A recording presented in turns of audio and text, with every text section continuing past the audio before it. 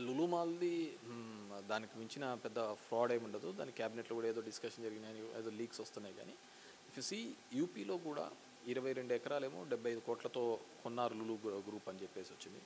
అదేవిధంగా ఇక్కడ కూడా గుజరాత్‌లో కూడా ఇంత ప్రైస్‌తో ఇచ్చినారని.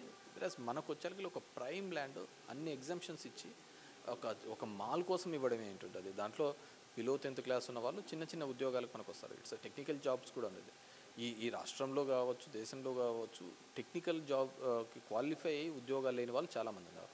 వాళ్ళ కోసం ఒక ప్రయత్నం చేయాలి. చూస్తున్నా విశాఖపట్నంలో రిషికొండ గతంలో జగన్మోహన్ రెడ్డికి ప్యాలెస్ అని చెప్పడం జరిగింది. కానీ ఇదే ఆ ప్రభుత్వ ప్రాపర్టీ టూరిజం ప్లేస్ అని చెప్పి ప్రైవేట్ వ్యక్తులు కూడా అన్నారు. వీళ్ళు ఏమైనా అమ్ముతారయ్యా. వీళ్ళు అమ్మకాల మీదే ఉన్నారు.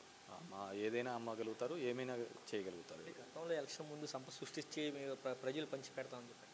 అంటే మనం తప్పుగా అనుకున్నాం. అది జనాలకు సంపద అనుకున్నాము. కానీ అది వాళ్ళు చేసుకునే సంపద. మనం కన్‌ఫ్యూజ్ అయినాం అంతకంటే.